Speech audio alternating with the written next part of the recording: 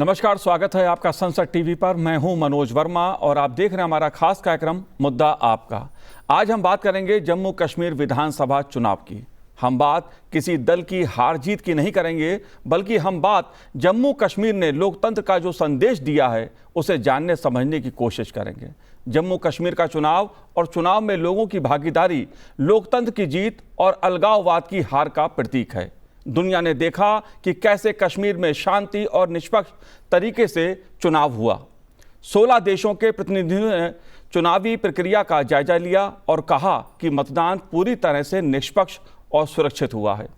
5 अगस्त 2019 को संसद ने जम्मू कश्मीर पुनर्गठन अधिनियम विधेयक पारित किया था। जम्मू कश्मीर में आर्टिकल 370 हटने के बाद पहली बार विधानसभा चुनाव हुए हैं।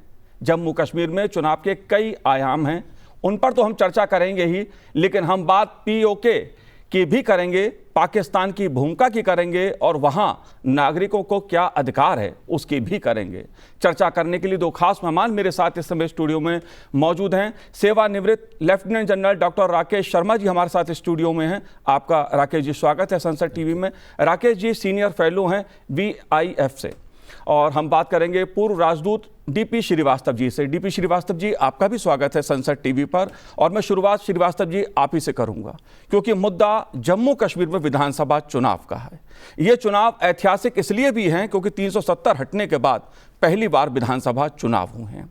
अगर मैं बात मतदान की करूं तो करीब 64% के आसपास मतदान जम्मू कश्मीर में हुआ है। एक इतिहास रचा है जम्मू कश्मीर के लोगों ने। आप कैसे देखते हैं इस बार के जम्मू कश्मीर के मतदान को? क्या संदेश है इस लोकतंत्र का? ये साहब, जैसा आपने कहा, ये लोकतंत्र की जीत है और उग्रवादी गतिविधियां जम्मू में इलेक्शन के पहले बढ़ी थीं, उसके बावजूद इतनी संख्या में लोगों ने आके मतदान किया, ये अपने में बड़ा संदेश है। पोलिंग का टर्नओवर रहा 62, 57, 69% 3 चरणों में। अगर एवरेज देखा जाए तो 64 आया जी। अगर आप देखें सीमा के उस पार पाकिस्तान में पिछले इलेक्शन में उनका टर्नओवर सिर्फ 47% था। तो आपको खुद ये समझ में आ जाएगा कि ये कितनी बड़ी बात है जी। ये इलेक्शन इसलिए भी महत्वपूर्ण है क्योंकि ये 370 धारा के हटाने के बाद ये पहली बार इलेक्शन हुआ है और इससे ये साफ हो जाता है कि 370 धारा के हटाने पर जनता की, कश्मीर की जनता की भी सहमति है। जी। राकेश जी, आप कैसे देखते हैं जम्मू कश्मीर के विधानसभा चुनाव को? अगर भागीदारी की बात की जाए तो लोगों की भागीदारी इस चुनाव में एक नया इतिहास रच रही है, जो इस बात का संदेश देती है कि जम्मू कश्मीर के लोगों की भारत के लोकतंत्र में, भारत के संविधान में कितनी आस्था है, कितना विश्वास है। ये संदेश दिया है जम्मू कश्मीर ने। आप कैसे देखते हैं? धन्यवाद मनोज जी बुलाने के लिए। पहली बात मैं कहना चाहूँगा कि अगर आप देखें तो इलेक्शन एक साल का, ये 6-8 महीने से इलेक्शन चल रहे थे JNK में जी। पहले लोकसभा का इलेक्शन हुआ, उसमें 58% तकरीबन वोट हुआ, अभी 63 पॉइंट समथिंग % वोट हुआ एग्रीगेट। सो एक इलेक्शन का दौर है, 1 साल का इलेक्शन है। इसको अगर हम 3-4 साल में देखें तो वो उस किस्म की टेररिस्ट गतिविधि भी नहीं हुई, मेजर एक्शन नहीं हुए JNK में, कोई पथराव नहीं हुआ, कोई ये मैं 2019 की बात कर रहा हूँ। पिछले 3-4 साल का जो रनअप था, जो तैयारी थी इलेक्शन की, उसमें लोगों को एक विदित हो गया कि ये 370 हटाने के बाद में और 35A हटाने के बाद में अभी हम डेवलपमेंट की तरफ प्रोग्रेस कर रहे हैं, बढ़ रहे हैं।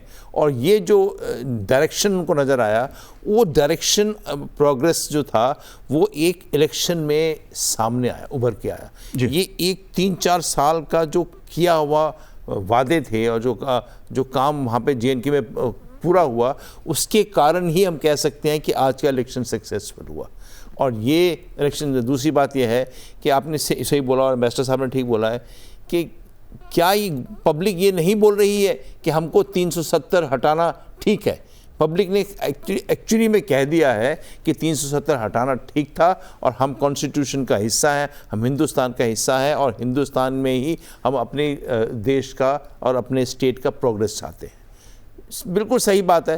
जो उत्साह था 70% वोट, आज के हमने कितने इलेक्शन देखे हैं, 70% वोट के बारे में हमने कभी सोचा नहीं था जी। एक एक जो डायरेक्शन चेंज हुआ है वो देखने की बात है और हमको इस पे बिल्ड कर, इस पे खड़ा होना है। ये नींव है, इस नींव से हमने आगे बढ़ना है कि हम आगे कैसे चलेंगे और गवर्नमेंट कैसे बनेगी और गवर्नमेंट कैसे एक्ट करेगी, इस पे डिपेंड करता है। जी, जाहिर सी बात है, जम्मू कश्मीर के जो विधानसभा क्षेत्र हैं उसमें कई इलाकों में 70% या उससे भी अधिक मतदान हुआ, लोगों की भागीदारी हुई।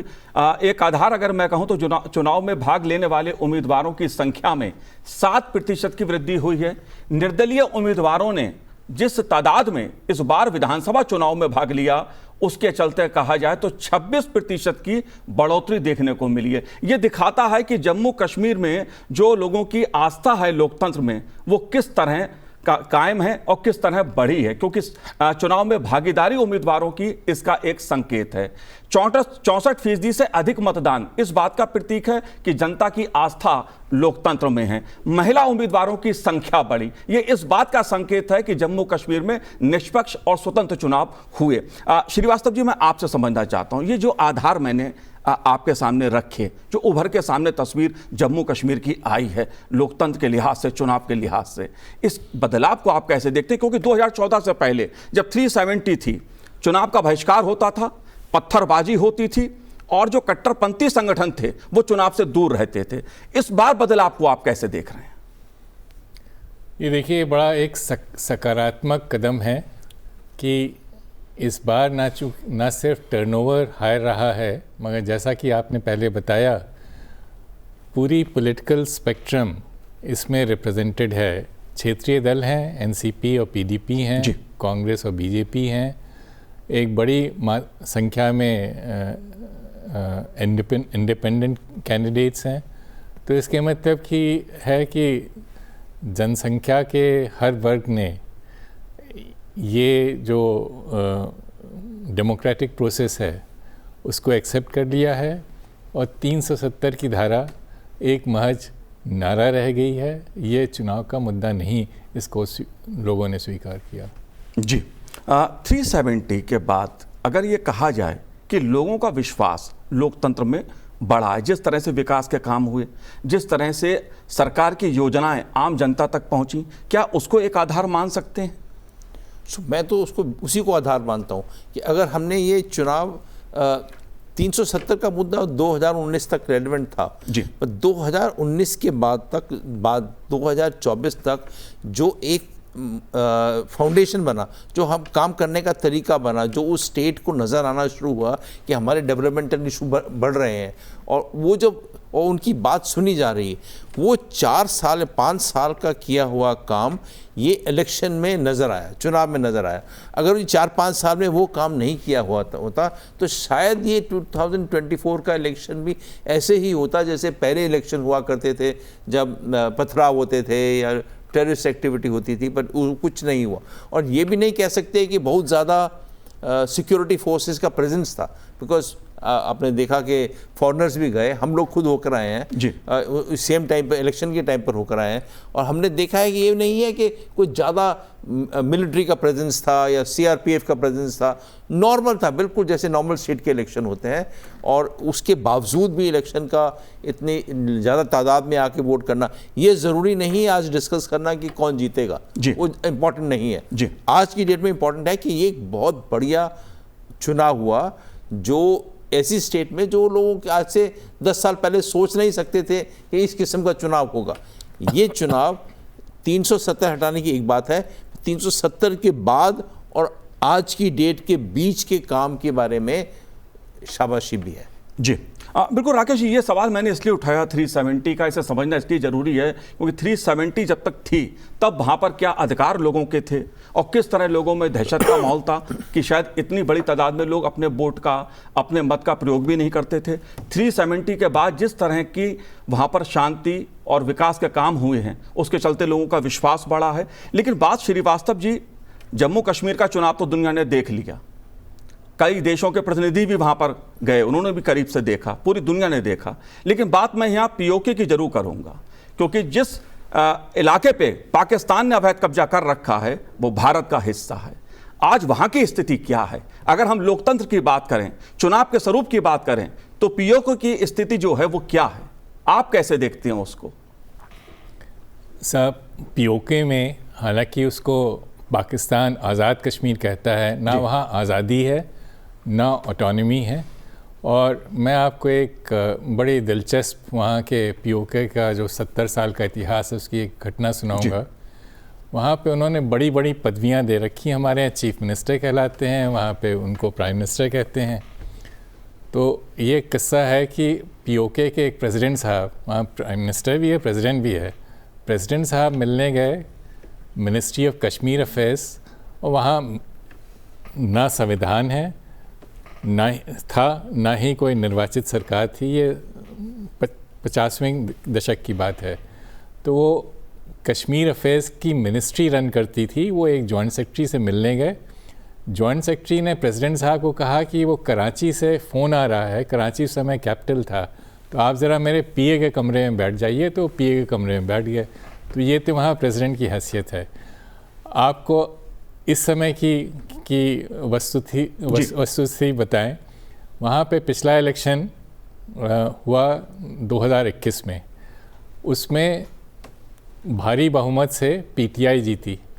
ना पीओके के इलेक्शंस में एक बड़ी दिलचस्प बात है, जो भी सरकार इस्लामाबाद में रहती है वही सरकार जीतती है पीओके के इलेक्शन में।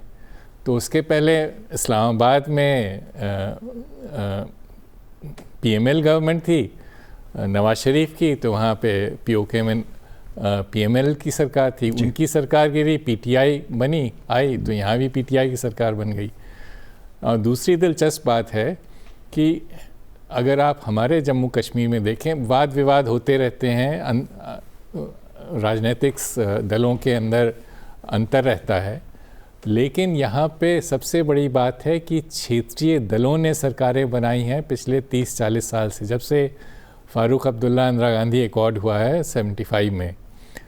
तो वो उसके पहले भी थी, उसके बाद तो रही हैं। वहाँ पे जो क्षेत्रीय दल हैं उनका कोई अस्तित्व नहीं रहा। तो मुस्लिम कॉन्फ्रेंस, जिसने कश्मीर को पाकिस्तान में विलय का समर्थन किया था, पिछले चुनाव में मुस्लिम कॉन्फ्रेंस को 53 सदस्यों की सभा में 1 सीट मिली। तो वहाँ सरकार किसकी बनती है? वहाँ पे जो पाकिस्तान के जो मेन स्ट्रीम पार्टीज़ हैं, पीटीआई, पीएमएलएन और पीपीपी, इसके मतलब कि क्षेत्रीय जो भी रीजनल एस्पिरेशंस हैं उसकी कोई जगह नहीं है। और आखिरी बात मैं ये कहना चाहूँगा कि वहाँ पे जो भी कश्मीरियों की तो संख्या बहुत कम है, वहाँ पे कुल मिला के रिफ्यूजीज़ हैं करीब 4 लाख, उसमें से कश्मीरी जो कश्मीर वैली से हैं, पाकिस्तान की सरकारी उसके हिसाब से सिर्फ 30,000 हैं। तो मुश्किल से एक टोटल इलेक्ट्रेट है करीब 3 मिलियन, तो 1% भी नहीं है जी। तो कश्मीर कॉज की तो बात करते हैं, लेकिन वहाँ पे कश्मीरियत का वो नहीं है जी। और सरकार का चुनाव और उसकी बर्खास्तगी सीधे इस्लामाबाद से होती है। मैं एक आखिरी बात छोटी सी कहना चाहूँगा। जब से 2021 का इलेक्शन हुआ है, तब से वहाँ 3 बार वो सरकारें बदली हैं, और जबकि पार्टी वही रही है। और उसका रीज़न क्या है? जो मैंने बताया कि जिस समय चुनाव हुआ था 21 में, तो उस समय इमरान खान थे सत्ता में इस्लामाबाद में। इमरान खान के गिरने के बाद अनवरुल हक बने। अनवरुल हक को अभी उसके बाद जो तीसरे करंट चीफ मिनिस्टर हैं वो आए हैं 3rd टाइम। तो जब उनको हटाया गया जो दूसरे थे, तो किस वजह से? No confidence motion. No confidence motion democracy का एक साधारण सी चीज़ है, लेकिन इसमें मज़े की बात थी कि no confidence motion ruling party लाई, और जो अपोजिशन पार्टीज थे उन्होंने उसका बहिष्कार कर दिया। तो ये तो एकदम मतलब नाटकबाजी हो गई ना। जी बिल्कुल, ये बात मैंने इसलिए मुद्दा उठाया और समझना जरूरी इसलिए है कि पाकिस्तान जब भारत में लोकतांत्रिक प्रक्रिया जम्मू कश्मीर में चलती है, शांतिपूर्ण चुनाव होता है, लाखों लोग मतदान में भाग लेते हैं, सभी दल मत प्रक्रिया में भाग लेते हैं, भागीदारी उनकी होती है चुनावी प्रोसेस में हमारे यहाँ, और दुनिया उसको देखती है। लेकिन पाकिस्तान ऑक्युपाइड जो कश्मीर है राकेश जी, उसको लेकर हमेशा सवाल उठते रहे हैं। जिस तरह पाकिस्तान ने अवैध कब्जा उस पर कर रखा है, जिस तरह लोगों के मौलिक अधिकारों का हनन उस क्षेत्र में होता है जो भारत का हिस्सा है। मैं भारत का हिस्सा इसलिए कह रहा हूं, भारत की संसद का संकल्प है, भारत के प्रधानमंत्री नरेंद्र मोदी, भारत के गृह मंत्री अमित शाह संसद के भीतर कह चुके हैं कि उस हिस्से को पाकिस्तान को खाली करना होगा, हम वापस लेंगे। आप कैसे देखते हैं इस पूरे मुद्दे को? अगर हम इंडिपेंडेंस के बाद का पीओके देखें और आज का पीओके देखें तो उसमें पहले तो डेमोग्राफिक बहुत बदल हो चुका है, बिकॉज उन्होंने जो स्टेट सब्जेक्ट एक्ट उसको चेंज किया और उसके बाद में अभी जिसकी वहाँ पे ज़मीन खरीद सकता है वहाँ रह गया, वो वहाँ का स्टेट सब्जेक्ट हो गया। तो ये कहना कि वो कश्मीरी है तो वो कश्मीरी कल्चर ख़त्म हो गया। एक्स सर्विसमैन बहुत सारे उन्होंने वहाँ पे सेटल कर दिए। हमारे बॉर्डर के सामने हम देखते हैं, LOC के सामने लोग, तो एक तो कल्चरल चेंज आ गया, वो कश्मीरी नहीं रहे, उन्होंने इसकी समझ किया। दूसरा, चाइनीज़ इतने ज़्यादा आ चुके हैं, या वो SCZ बन रहा हो या कोई माइनिंग चल रही हो, या तो चाइनीज़ पूरा उसका करेक्टर चेंज कर दिया। सो वो पीओके क्या पीओके की बात करते हैं, ये पाकिस्तानी आज़ाद कश्मीर की बात करते हैं, जब वो रहा ही नहीं जो ओरिजिनल था। ये हमारा हिस्सा है और हमको हिस्सा ये लेना है, ये हमारा दृढ़ निश्चय है और ये एक दिन पूरा भी होगा। जी, अभी मैं ये कहना चाहूँगा, जैसे आखिर में, कि हम जो इलेक्शन में खड़ा होना चाहता है वो इलेक्शन में खड़ा हो जाता है, वो लड़ता है इलेक्शन हिंदुस्तान में। वहाँ पे क्या है, अमन खान जो था उसको लोकल है JKLF का, उसकी पार्टी नहीं पार्टिसिपेट कर सकती। क्यों नहीं पार्टिसिपेट कर सकती? नहीं जी, हमने बोला आप नहीं पार्टिसिपेट करेंगे। ऐसा थोड़ी होता है, जिसका मूड है वो ज्वाइन करता है, जो लड़ता है, जिसका नहीं मूड है उसको हटा दो आप। सो आप तो कैंडिडेट भी वही खड़ा होने देते हैं इलेक्शन में जो आप चाहते हैं कि जीतेगा। वो इलेक्शन थोड़ी है, वो इलेक्शन के नाम पे ऐसे ही हवा में करते हैं पीओके में। सो कोई इलेक्शन नहीं है। और गवर्नमेंट उस प्राइम मिनिस्टर की, सो कॉल्ड प्राइम मिनिस्टर की पावर ही नहीं है। पावर तो सेंट्रल गवर्नमेंट की उनकी पावर है, फेडरल गवर्नमेंट की पावर्स हैं, शहबाज शरीफ के पास पावर्स हैं। जो लोकल गवर्नमेंट है, 40 कितने मिनिस्टर हैं, उनके पास कोई पावर नहीं है, डिसीजन कोई ले नहीं सकते हैं। सारा डिसीजन फेडरल गवर्नमेंट लेती है, तो कोई गवर्नमेंट थोड़ी हुई। सो उनकी इलेक्शन के बारे में ना ही बात करें तो ठीक है। जी हाँ, बिल्कुल। बात इसलिए मैं कर रहा हूं क्योंकि बात पीओके की है, जो भारत का हिस्सा है, और इसलिए बात कह रहा हूं, वहां जो नागरिक हैं वो दरअसल प्रधानमंत्री नरेंद्र मोदी को किसी ना किसी तरह से संदेश भिजवाते हैं। जब से जम्मू कश्मीर में शांति और विकास की प्रक्रिया तेज हुई है, जम्मू कश्मीर का जो बदलता हुआ स्वरूप है उसको पीओके में जो नागरिक हैं वो भी देख रहे हैं, समझ रहे हैं उस बात को कि भारत का जो जम्मू कश्मीर है कितना बदल रहा है, विकास की दृष्टि से, शांति की दृष्टि से और लोकतंत्र की दृष्टि से। लेकिन श्रीवास्तव जी, क्योंकि पाकिस्तान जनमत संग्रह की बात करता है, UNSC में प्रस्ताव की बात करता है, इन मुद्दों पे भी चर्चा समझना जरूरी है। आखिर पाकिस्तान की नीयत है क्या, ये मुद्दे हैं क्या? साहब, ये बड़ा इंटरेस्टिंग सवाल आपने उठाया है। जो पीओके हम लोग कहते हैं उसके पाकिस्तान ने 2 भाग कर दिए हैं। एक तो वो पीओके है और दूसरा उसको गिलगित बल्तिस्तान कहते हैं। वो एक्चुअली कश्मीर रियासत का ही हिस्सा था, और जो पाकिस्तान के अवैध कब्ज़े में जितना क्षेत्रफल है उसका 85% है गिलगित बल्तिस्तान, जो उसका ओरिजिनल नाम था नॉर्दर्न एरिया। तो ये पार्टीशन कब हुआ? ये पार्टीशन एकदम शुरू में हुआ सन 47 में। उसको बाद में कहा गया कि कराची समझौता एक हुआ था मुस्लिम कॉन्फ्रेंस और पाकिस्तान सरकार के बीच में, उसके तहत जी इस समझौते को गुप्त रखा गया। क्यों गुप्त रखा गया? क्योंकि पाकिस्तान ने टेरिटोरियल सेटलमेंट बदल दिया था UNSC रेजोल्यूशंस के ख़िलाफ़, और ये बात खुल के जब सामने आई 1993 में, पीओके हाई कोर्ट का एक जजमेंट था।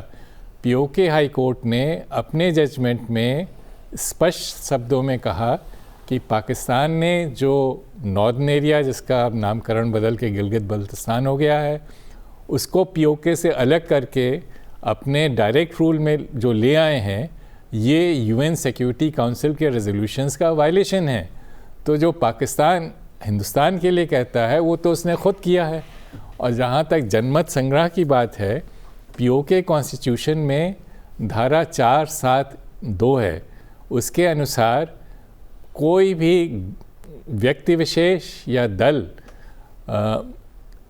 पीओके के पाकिस्तान में जुड़ने को से क्वेश्चन नहीं कर सकता। इसके मतलब ना ही वो इंडिपेंडेंट रह सकते हैं, ना ही हिंदुस्तान ज्वाइन कर सकते हैं। तो फिर आत्मनिर्णय का अधिकार कहाँ रहा? और ये सिर्फ संविधान का एक धारा नहीं है, ये इलेक्शन के पहले सारे कैंडिडेट्स को ये प्लेज लेना पड़ता है, ये शपथ लेनी पड़ती है इस धारा के अंतर्गत कि वो पीओके को सिर्फ पाकिस्तान में विलय के लिए मानेंगे, और अगर इस धारा का उल्लंघन हुआ तो उनको पद से च्युत कर दिया जाता है। मगर जैसा जनरल साहब कह रहे थे पहले, चूंकि ऐसी ये संविधान की धारा बनी हुई है, तो वो शुरू से ही वो आने ही नहीं देते हैं। तो जो अमानुल्लाह खान की पार्टी थी JKLF, यासीन मलिक यहाँ पे आज़ादी का नारा लगाते हैं और सब तरह की बातें की और काम किए उन्होंने। उनकी पार्टी, उनके जो बड़े नेता यासीन फाउंडर थे, उन्होंने, अमानुल्लाह खान ने ख़ुद अपने बयान में, एक वो न्यूयॉर्क बेस्ड एक ह्यूमन राइट्स वॉच, बहुत बड़ा सा NGO है ह्यूमन राइट्स का, उस बयान में 2005 में रो रो के कहा कि हमारी पार्टी को, हमारे लोगों को तो इलेक्शन में कभी पार्टिसिपेट करने ही नहीं दिया। सन 1990 में, 89 या 90 में, जब यहाँ पे मतलब आतंकवादी गतिविधियाँ बड़े ज़ोर पे थीं जी, और कश्मीर में JKLF का नारा था, हमें क्या चाहिए, आज़ादी। वही उसी JKLF को 90 का इलेक्शन में उनको पार्टिसिपेट ही नहीं करने दिया, और 90 के बाद आज तक उनको उन पे प्रतिबंध है। तो वहाँ ना ही आत्मनिर्णय है, ना ही प्लेबिसाइट है। प्लेबिसाइट पे अगर आप हमें 2 मिनट दें, मैं कहना चाहूँगा साहब, प्लेबिसाइट में लोगों की धारणा ये है, और ये धारणा बड़ी गलत धारणा है, कि हिंदुस्तान ने मना कर दिया। अगर आप, मैंने एक किताब लिखी है forgotten Kashmir, the other side of line of control, जो UN के लिटरेचर, इंटरनेशनल लिटरेचर और पाकिस्तान के सरकारी सूत्रों पे बनी है। और मेरी किताब से ये, उसमें ये मेरी रिसर्च से ये स्पष्ट हो जाता है कि ये प्लेबिसाइट का सुझाव सिर्फ 3 बार, फॉर्मल प्रपोजल 3 बार हुए। 47 में माउंटबैटन ने जिन्ना से कहा, 50 में अवन डिक्सन थे UN के रिप्रेजेंटेटिव, उन्होंने, और 53 में शेख अब्दुल्ला की अरेस्ट के बाद एक वो 2 पक्षीय वार्तालाप हुआ था नेहरू एंड बोगरा टॉक्स में, उसमें हुआ। तीनों बार हिंदुस्तान तैयार था, पाकिस्तान ने मना कर दिया। ये UN की रिपोर्ट में है। और क्यों मना? और बोगरा का ऑफिशियल लेटर पंडित नेहरू को 1 दिसंबर 1953 में था, उन्होंने मना करते हुए। क्यों कहा? क्योंकि वहाँ 10 साल तक एक मिलिट्री ऑपरेशन पाकिस्तान आर्मी ने पीओके के मुसलमानों के ख़िलाफ़ किया, और उसके ऊपर मुस्लिम कॉन्फ्रेंस ने एक अपना मेमोरेंडम दिया पाकिस्तान कॉन्स्टिट्यूएंट असेंबली को, जिसमें उन्होंने कहा कि यहाँ औरतों के साथ बलात्कार हुए, सिविलियंस पे मोर्टार गन्स चली, और इतने आतंक से, पाकिस्तान सेना के आतंक से डर के 3000 पीओके वासी, जो सब मुसलमान थे, हिंदुस्तान चले गए। और ये एक UN डॉक्यूमेंट की तरह से सर्कुलेट हुआ है। वो UN में से रिक्वेस्ट करके अब मैंने वो UN की अब वेबसाइट पे भी अवेलेबल है। तो चूंकि वहाँ पे अपनी परिस्थिति इतनी ख़राब थी, तो उनको ये भी नहीं विश्वास था कि वो पीओके में वोट जीत पाएंगे, और इसीलिए तीनों बार प्लेबिसाइट को पाकिस्तान ने रिफ्यूज़ किया है, जबकि हिंदुस्तान तैयार था। जी, बहुत महत्वपूर्ण बातें आपने कही हैं। जिस प्रकार से पाकिस्तान ने कश्मीर को मुद्दा बनाकर उसके साथ खेलने की कोशिश की है, कश्मीरी लोगों को धोखा देने की कोशिश की है पीओके। उसका उदाहरण जो आपने तथ्य रखे बहुत महत्वपूर्ण है। लेकिन एक बात मैं श्रीवास्तव जी आपसे और समझना चाहता हूं, क्योंकि बात 370 की होती है। क्या एलओसी के दूसरी तरफ भी कोई समांतर इस तरह का प्रावधान पाकिस्तान की तरफ से कर रखा है? एलओसी की दूसरी तरफ जो नागरिकता और संपत्ति के आधार के मुद्दे, अधिकार के मुद्दे हैं, कैसे उठाए जाते हैं? आज़ादी या स्वायत्तता का क्या मुद्दा है, कितनी पसंद है, क्या मुद्दे हैं ये? साहब, वहाँ पे 370 के पैरेलल कोई भी प्रावधान कभी नहीं रहा। ना वहाँ चुनाव हुए थी पहले 25 साल में, ना ही संविधान था। संविधान वहाँ पे पीओके का संविधान 1974 में बना और उस संविधान के तहत सारी पावर्स उन्होंने बजाय निर्वाचित सरकार और निर्वाचित विधानसभा को देने के, वो सारी शक्तियाँ कश्मीर काउंसिल को दे दी, जिसकी सदारत पाकिस्तान के प्रधानमंत्री करते थे जी। तो इसको रूल बाय प्रॉक्सी कहा जाता था, जो उसका बड़ा क्रिटिसिज्म रहा और ये 40 साल चला। 2018 में ये आर्टिकल 370 के डिलीशन के 1 साल पहले की बात है, ये कश्मीर काउंसिल को किनारे कर दिया गया, लेकिन उसकी शक्तियाँ निर्वाचित सभा को नहीं दी गई, वो बल्कि पाकिस्तान ने डायरेक्टली एज्यूम कर ली है। बिल्कुल बिल्कुल श्रीवास्तव जी, राकेश जी, क्योंकि जम्मू कश्मीर का जो मुद्दा है, जाहिर से जो पाकिस्तान की नीयत में खोट रहा है, उस पर एक लंबी चर्चा हो सकती है सबूतों के साथ, प्रमाणों के साथ, और वो समय समय पर दुनिया के सामने आते भी रहे हैं। लेकिन भारत में जिस तरह से जम्मू कश्मीर में विधानसभा के चुनाव इस बार हुए हैं, उसमें लोकतंत्र की एक प्रकार से जीत हुई है और अलगाववाद की हार हुई है। मैं कहूँगा सीधे सीधे कि विकास और शांति का एक नया पैगाम लोकतंत्र की दृष्टि से जम्मू कश्मीर ने दुनिया को दिया है। आप दोनों ने इस कार्यक्रम में भाग लिया, हमसे चर्चा की, बहुत बहुत शुक्रिया, बहुत बहुत धन्यवाद हमसे बात करने के लिए। तो आज इस कार्यक्रम में इतना ही, मुझे दीजिए आज्ञा, नमस्कार।